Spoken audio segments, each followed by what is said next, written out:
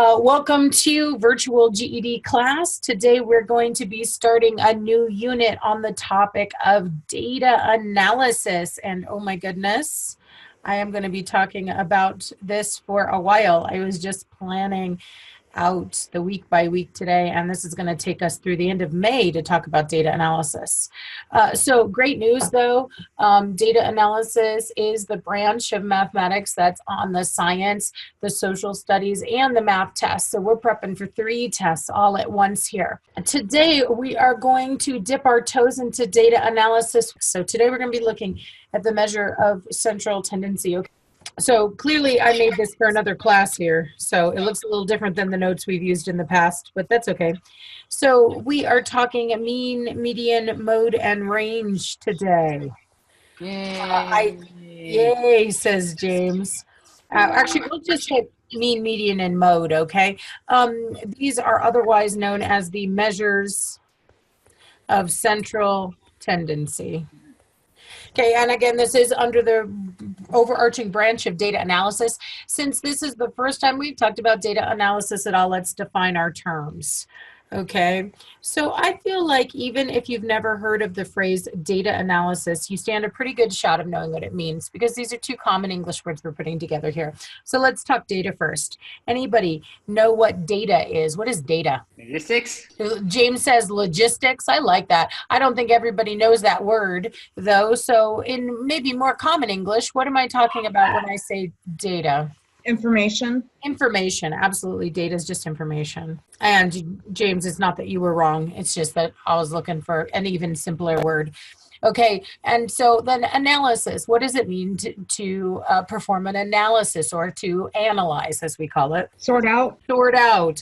Look closely at. Examine. Exactly. So this idea of data analysis is examining information, and that's why it's so common of a type of math. That's why we see it on the science test. We see it on the social studies test and the math test, because in all these areas we're looking at information and coming to conclusions based on the information. Basically, this is the branch of math that evaluates information. Okay, and they have a goal. They have some goals. They're looking to do some things as they evaluate this information. These scientists and social scientists and mathematicians, they're looking for patterns. Is there something that usually happens, that often happens? What kind of patterns can I find in the information? They're looking for conclusions. Can they reach a conclusion? Men are more likely than women to do this. 18 to 23-year-olds are more likely to do something else than 30 through 35-year-olds. They're looking for conclusions in their data. They're also looking to predict the future. Ooh, they're trying to make predictions. They look at what happened before and try to use that to project what might happen in the future. This is what I feel like. Data analysis turns lists of info into useful lists of info into useful information. I had a psych class in college where the professor gave us data on thousands of subjects. And it wasn't just like one piece of data, like how tall they were. It was like 100 pieces of data per 1,000. I mean, it was just crazy, pages and pages and pages of data, and it looked like vomit on the page. It was awful to look at. And then he asked us to perform various data analysis. It wasn't a census record, but it was similar to that, James. That's the same kind of idea. And so we just had all these numbers, and it was like a sea of numbers to look at. So by performing this data analysis, you're able to take all this random stuff and use it in an interesting and useful way. Let's talk now. Today, we said we are going to talk about what is known as the measures of central tendency. That's one kind of data analysis. There's different kinds of data analysis. I'll list them examples. Sorry. We'll be looking at all kinds of things over the coming weeks. We'll look at charts and graphs. We'll look at probability. You guys know what probability is? Probability just tells us how likely something is to happen. It might, again, that's that kind of idea of predicting the future. And we'll look at the branch of as statistics. And when I say statistics, I'm talking like percents, ratios, mean, median, mode falls into this category, yada, yada, yada. Today, we're talking measures of central tendency. Okay, again, I I just feel like we use these phrases and you guys just a lot of times, not you guys like you specifically, but GED students in general will look at these phrases and kind of just lose their mind. Like, what is she talking about? Measures of central tendency. But once again, I say that we're using some common words here. So we should be able to figure out what this means.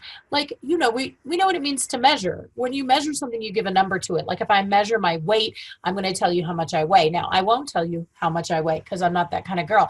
But we understand what it means to measure. Now, same thing with central. I think you guys know what the word central means. If I use central, what am I saying? Middle of it. Middle, exactly. Brilliant. Middle. And then if I say tendency, like how about Kate has a tendency to talk too much? What's a tendency? Habit. A habit, a behavior, exactly.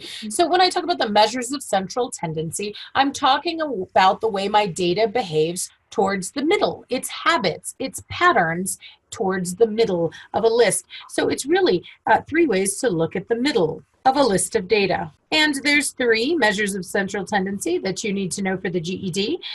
They all start with an M, so students are quick to mix them up. They are mean, median, and mode. Now, I have to tell you the truth, y'all, nobody ever finds mean, median, and mode that hard by themselves. That's not the trick here. The trick here is 3 months from now, when you go to take your test, you've forgotten everything Kate ever talked about. Will you remember which one is which? Okay, well, that's the trick. That and finding the data you need. So today we'll focus on which one's which.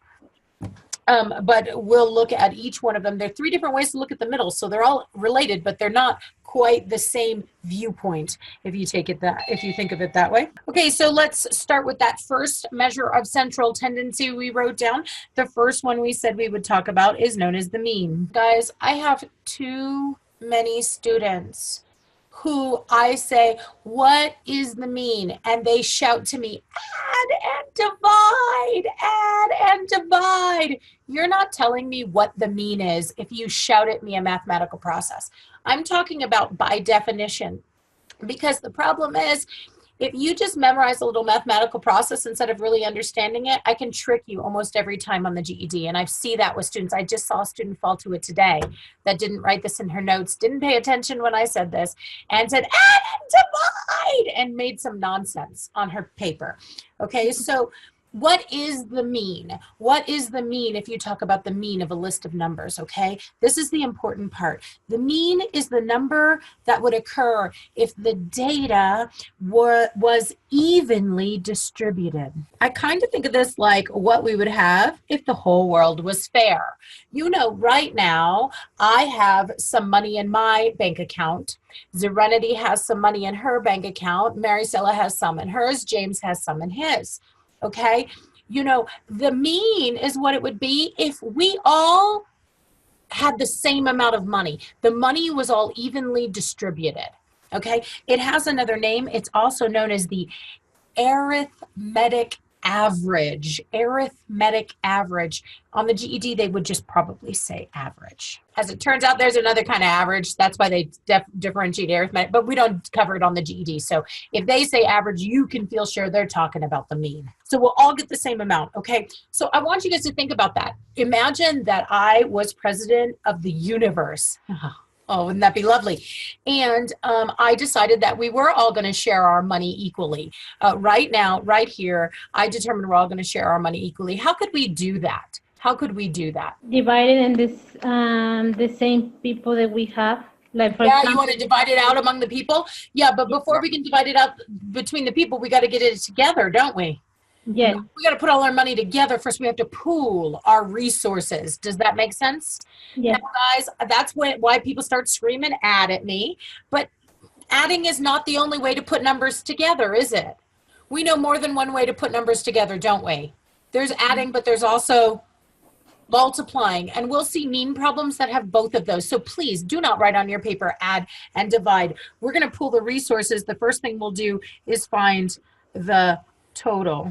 And I know I just skipped right over when do we use mean. You can skip right over it too. I'm going to cover that in a different lesson.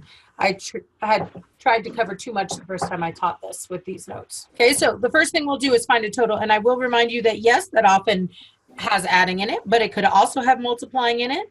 Or I've seen problems where they just give you the total. So it's like, find the total. There it is. I found it. It's 100. Okay, so just go find the total, however you need to do that. And we'll talk about that when we look at specific examples. And now, Maricel is right. We would absolutely then want to distribute equally or distribute evenly. And to do that, we would divide between the number of items in the data set, in this case, our bank accounts. We are going to do a couple of simple examples here today, but realize they're going to get more complex. We'll look next class at digging deeper and looking at a higher level of complexity. So guys, the only reason I'm doing the simple problems is because you need to practice them. FYI, the GED does not tend towards simple problems. They tend towards to complexity. So don't just like watch today's video, check out, I get it, and not check out next week's, okay? So example 1, it says 5 guys are standing on a street corner. One is 17 years old, another is 16, one is 14, and the others are 19. What is the mean age of the guys? So I have to be honest with you, my students who were in some math class without me back in the day and don't want to listen to me because I talk too much, go add and divide, add and divide. And they instantly do this problem wrong. I'm writing this in red because this is a wrong way. So they add up all those numbers for me. And then when they're done, they divide because they say there's 4 numbers. 4 numbers, I'm going to divide by 4. I'm going to add the 4 numbers together. And this is wrong, okay? Yes, I need to total all the gentlemen's ages. So that should be my first step. I should total all the gentlemen's ages. Absolutely. Help me do this right. What are the ages of our gentlemen? Okay, we have a 17-year-old. 16. I have a 16-year-old. I agree. 14. I have a 14-year-old. Yes. And it says the others are 19. Yeah, the others. How many they are? Yeah, how many are there? So how many 19-year-olds do I have? 2. 2. Serenity, that number 2 is nowhere in this problem. How'd you know it? Because it says 5 guys are standing on a street corner. 5 guys are standing on a street corner. We have a 17-year-old. Yeah, we have a 17-year-old, a 16-year-old, a 14-year-old, and the others, the 2 remaining guys, are 19. Now, there's 2 ways I could do this. I could add 19 and 19. That's true. Or I could do 2 times 19. It's the same thing. Repeated multiplication is the same as addition. Now I'm going to write 2 times 19 because I want you guys to start getting used to multiplying sometimes for totals. Sometimes, if we have repeated numbers, we can. Is anybody mad at me? No. Could I have written 19 plus 19? Well, yes, of course I could. They're equivalent. Now, after I find that whole total, that whole entire total in my calculator or however on paper, then I will divide by what? 5. Now, guys, just an FYI, this formula is on the GED formula sheet. But I have noticed that when students see it on the formula sheet, they do not recognize it. But it is there. It just freaks them out the way the formula looks. Okay, and so I will plug this into my calculator. Now, I love it to talk about the TI-30XS calculator, the GED calculator, because there are certain things you don't know about it. So here's the first thing you need to know. You have to find your total before you divide. And so the quickest way to do that, or one way to do that anyway, is to press enter. So I'm going to type the entire top of my fraction, 17 plus 16 plus 14 plus 2 times 19, and I get 85. And I am not going to press divide until I get that answer of 85. And now I will divide by 5, and I do get 17. Because your calculator does the order of operations, if you just try to press divide 5, it will just divide the last number by 5 instead of the entire total. So super important to press enter, get that total first, and then do your division afterwards. Okay, so I find 17. I just found that the average age of guys standing on street corners is 17 years old. Now, remember what I said about a measure of central tendency. I said a measure of central tendency was a way of looking at a middle of the list. So I don't care if you're at mean, median, or mode. Whatever answer you get, like this, should look like this person could just slip into the group. So look at this group of people standing on a street corner, 17, 16, 14, 19, 19. Could a 17-year-old just slip into the middle of that group? Absolutely, that number makes sense. Students tell me all the time, like, the average age is 85. And I'm like, dang, there's some old men standing on some street corners. You must live in Prescott. Okay. You hear what I'm saying? It needs to look like it would make sense in that situation. Okay. Example 2 says a 95-year-old man joins the group. What is the new average? A 95-year-old man joins the group. What is the new average? And I have to tell you, here's what a lot of students do. They say, oh, my old average was 17. I'll add that together with the 95. And look at that, divide by the two numbers, and yay! Anybody have any idea where that student went wrong? You didn't add it to the original equation. Yeah, I need that 95-year-old to go in, or that, yeah, 95-year-old. We are in Prescott. I need that 95-year-old to get added into the original total, not the average. So he'll get totaled. So I'll take that original total, 85. I'll add in the 95-year-old. Is that cool? Is everybody understand why I chose to use 85? Yes. I'm just being lazy, right? I could write those 5 numbers out again, 17, 16, 14, 19, 19, but I already know they add to 85, so there's 85. I'm going to add in the 95-year-old. Now, what am I going to divide by? 6. 6. Right. Thank you. Too many students say, well, I just added 2 numbers. I better divide by 2. My teacher taught me divide by the number of numbers. Yeah, no, we need to divide by the number of items in the data set. There's 6 guys on the street corner now. The original 5 guys, Grandpa walked up. Okay. So now we got 6 of us here. We're dividing by 6. Anybody have any questions about that? No. No. Again, I will complete my addition by pressing enter, or I'll use parentheses. I get 180. And then when I'm done, I'll divide by 6. And now all of a sudden, ooh, look at my average age. It's really skewed. It's 30 now. Grandpa came walking up. Now, is this number 30 in the middle of the list? Yes, of course. It's somewhere between, 14, 16, 17, and 95. We'll talk about the validity of these numbers later, but I did find the new average. We said mean is what we would have if we all shared the data evenly, okay? But mean is not the only way to look at the middle of the list. We said we have mean, median, and mode are the 3 measures of central tendency. So let's talk median next.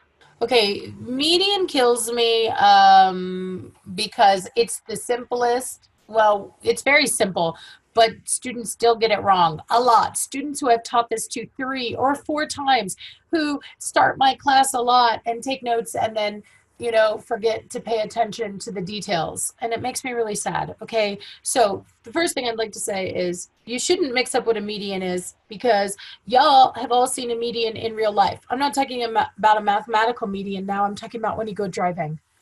When we go driving, there's a median, right? Where's the median? In the middle of the road. Thank you. It's the middle of the road. And that's just a great definition for the mathematical median as well. The median is the middle, but it's not just the middle number. It's the middle of the road, or as I call it, the middle of an organized list, an ordered list. So the median here, we'll describe it as the centermost number. That's what I mean by middle, centermost number in, or in Arizona, the suicide lane. Yes, thank you, James. In most times. Number in an ordered list. If your list is not in order, you did not find the median, okay? You just found the random middle. It's not a median unless your list is in order. Okay, so, and I joke, put simply, it's the middle of the road. Did you see the last problem? When we found the mean before, and the guys were all around the same age, the mean made a lot of sense to us. But then we did the mean again, and we said the average age of guys standing on street corners in Prescott all of a sudden became 30. And yet on the street corner, there wasn't a single 30-year-old. There were a bunch of teenagers, and there was one old man. And yet I'm giving you this number. Oh, they're in their 30s on street corners. And so that data was not super useful to me because I had what's known as an outlier. Okay, so we use the median when outliers would throw off the mean. Okay, outliers are like Grandpa. He's way older than everybody else. He's much bigger or much smaller. Okay, and so you often see this concept in like real estate. We see median home prices, or we see median income.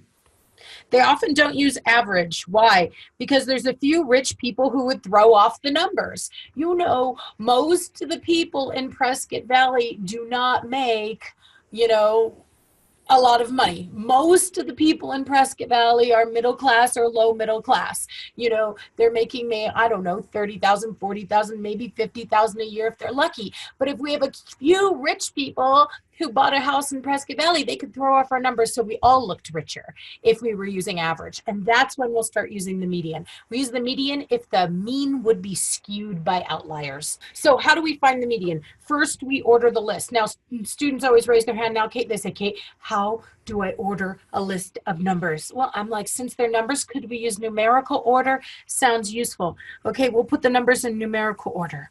And it's so cool. The middle number is the median. So I'm going to look at example 3 here. I know I'm skipping. I'll go back up, okay? Let's look at example 3, and let's find the median of the original group of men we were looking at. So my teenagers on the last page were 17, 16, 14, 19, and 19. And if I ask you to find the median, be careful. Don't just go straight to the middle of the list. Your first step should be to order the list. I can't have my median changing every time my dudes move around on the street corner. I'm going to order them so that the median is always the same. So I'll put them in order here.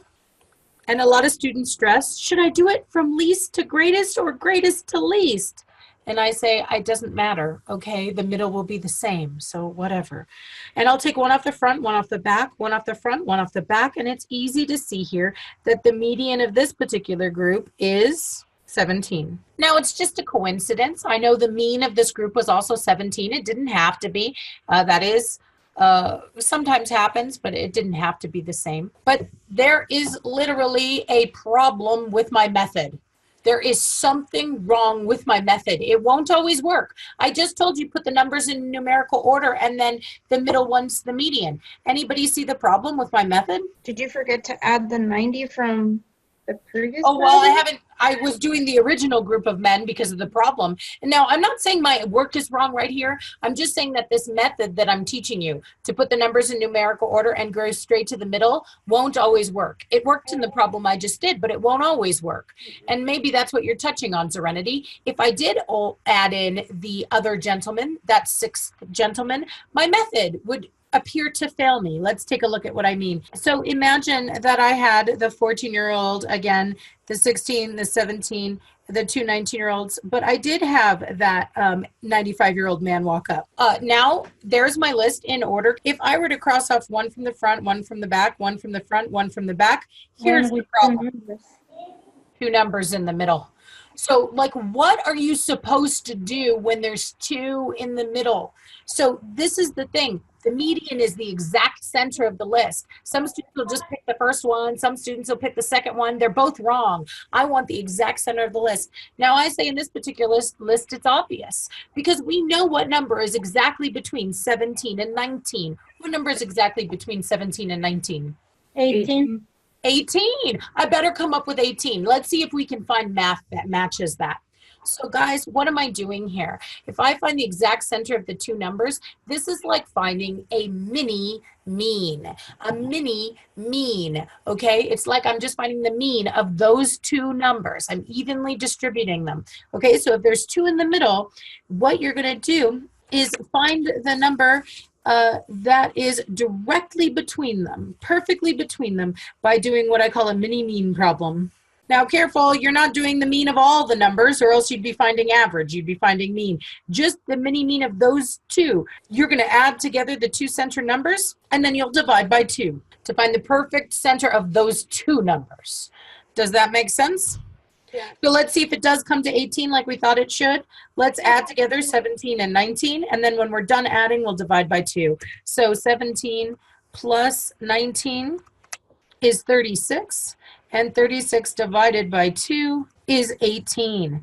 Did we get the number we were expecting to get? Is that the direct center? It sure is. And so that'll be our process. If we get 2 in the middle, just add them together, divide by 2. Okay, so we already found the median then after they were joined by the 95-year-old. What did it end up being? 18.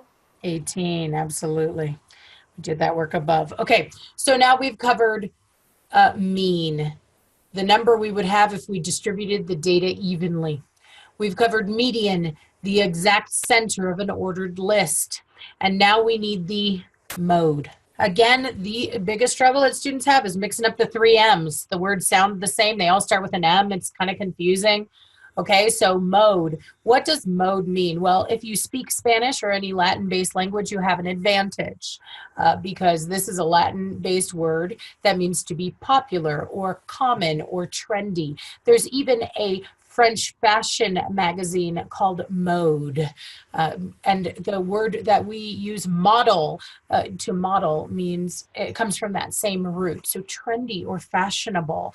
Okay, so what do I mean by trendy or fashionable with numbers? I'm talking about the number that I see the most, literally. Mode is just the number that you see the most. Or I shouldn't say number, item that you see the most. So mode is the most commonly occurring item in the data set. It's the data item that occurs the most. So when would we use mode? We'd use mode when there's a lot of repeated data. Super useful. So for example, when I taught high school, you know, I had a geometry class. Almost everybody in my geometry class was a 10th grader. So if you went around and asked my students, you know, how old are you? They'd say 15, 15, 15, 15, 15. And then one kid would say 14, 15, 15, 15, 16. 15, 15, 15, 19. Oh, that guy's been around a while. But most of my students were 15. Could I find the average age and find out it's like 15.23? Sure. Could I find the median? Sure. But most of the guys are 15. You know, that would be a useful time to use mode. Star this, highlight this. I cannot stress how important this is. The GED loves trick problems. Here's one trick. The only measure of central tendency that you can use when the data is qualitative is mode. Only mode will work. You couldn't even get the other ones if you wanted. So what the heck do I mean? What is qualitative mean? Okay, there's two kinds of data. There's quantitative and there's qualitative data. Quantitative, look, doesn't it kind of look like the word quantity? Quantity, what's a quantity? That's a common English word. Anybody know what a quantity is? The count. Yeah, it's count. It tells you how much. Quantitative data is numbers. A lot of data is quantitative. How tall are you? How much do you weigh? How many children do you have? How many miles do you drive to work? All of those things you would answer me with a number. All of those things give me quantitative data, but not all data is quantitative. I could ask you, what race are you? If I said, what race are you? You would not tell me 3. Okay, guys? And yet I have students who give me really weird numbers when we start doing mean, median, mode, okay? If I said to you, what race are you? You would answer me, I'm Caucasian, or I'm Hispanic, or you would give me a word. That kind of data is qualitative. And on the census, James, we see both qualitative and quantitative data. We see words and we see numbers. And I remember that because it looks like the word quality. Quality. If I'm asking you qualities about yourself. If my data is qualitative, the only measure of central tendency I'll be able to use is mode. I will not be able to get the mean. I cannot find the mean of your favorite colors. I'm sorry. You're red, you're blue, you're green. I cannot find an average. Okay, I can't find a median. How could I put colors in numerical order? It's not going to work. The only thing I can do is find the most common favorite color. I can find the mode. How do we find the mode? We literally just look for the item that occurred the most. I mean, seriously, you just count the number of occurrences. Anybody know a word for the number of occurrences? That's commonly called a frequency. You count the frequency. So, you know, I could go and poll all my students, ask them all their favorite color, and then I could count the frequency. I could say 5 of my students like the color red, 4 of my students like the color blue, 3 of my students like green best, and 17 of them like black. Okay, so what would be the mode of that set? It'd be black. It'd be black. Everybody likes black. Okay, so let's find the mode of the ages of our original men. Our original group of men were 14, 16, 17, 19, and 19. Which number here is the mode? 19. 19 occurred the most times. It had a frequency of 2. It occurred twice, whereas the other numbers only occurred once. 19 is the mode. Now, guys, I wish they gave simple problems like this on the GED, but I gotta say they probably won't. So let's go look at some GED trick alerts. Trick alert number 1. The GED is not trying to give you an easy mode problem. They're trying to trick you. Sorry, they want to see if you really know your stuff or not. So trick alert number 1, a data set can actually have no mode. Very, very possible for a data set to have no mode. Let's look at an example. Example 6 says, what would be the mode if one of the 19-year-olds left? One of the 19-year-olds went home, hopefully to do his college homework. One can only hope. So now my guys are 14, 16, was it? Now I can't remember my numbers. 14, 16, 17, and 19. 19, there we go. So now there's my gentleman. And if someone asked me, what is the mode? Well, what number happens the most? They all happen the same number of times. There's no mode here. And so my answer would literally be no mode. It would probably be a multiple choice problem if this came up on the GED. But there is no mode is a totally valid answer. Sometimes there's not a mode. But the GED doesn't only have one trick up their sleeves. Let's look at another GED trick alert. A data set can have 2 modes. There's a name for that. The name for that. We use the prefix bi, which means 2. Just like a bicycle has 2 wheels, someone who's bisexual dates 2 sexes. A bimodal set has 2 modes. So I want you to imagine that our original group of gentlemen, who of course were 17, 16, 14, 19, and 19, were joined by another 16-year-old. So now if we were to look at the mode of their ages, what do we see? We see that we have a tie for first place. 16 has a frequency of 2, it happens twice. 19 also has a frequency of 2, it happens twice. The other numbers happen less times than that. They're not even in the running. So we've got a tie. We have a bimodal set. So if somebody asked me what is the mode of this set, I would say the mode is both 16 and 19.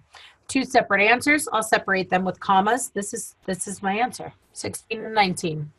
Or actually the modes of their ages. I don't expect simple problems on the GED. I expect higher complexity problems. So you are not doing yourself a favor if all you ever do is practice mean, median, mode simplistically. We have another GED trick alert. We said because the mode can be used to analyze qualitative data, words, the answer could actually be a word instead of a number. People just get freak out you can't have a word in math class. I always have to give a number answer. But let's look at example 8. It says of all the gentlemen who were on the street corner today, 2 had black hair, 1 had brown. Oh my gosh, guys, I wrote black twice. Can we just change this one to brown? Oh no, Sure. To blonde. Okay. Sorry. So of all the gentlemen who were on the street corner today, 2 had black hair, 1 had brown, 3 had blonde hair after my edit, and 1 had gray.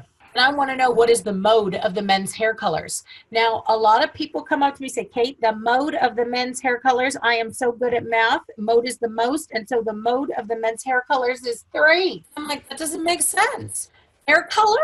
If I walked up to you and said, what is your hair color? And you said 3, I'd be like, honey, we are not having the same conversation. Okay, what is the mode of the hair colors? What is the most commonly occurring hair color? So what is the most commonly occurring hair color? Blonde. And so the mode of the hair colors is blonde. Yes, it could absolutely be a word answer in math class. Don't lose your snot. So I couldn't find the mean of their hair colors because I can't deal with them numerically. I can't, total and divide hair colors. I couldn't find the median because I can't put them in numerical order, but I could find the mode. I could find the most common hair color. And I am actually done with mean, median, and mode. The rest of this set is for range, and I've decided to cover range next class. Thank you so much for coming to class. I love not talking to myself. It's my favorite. And I will see you next week when we talk about the range of a data set and we dig a little bit deeper and look at some of the higher complexity problems with the mean.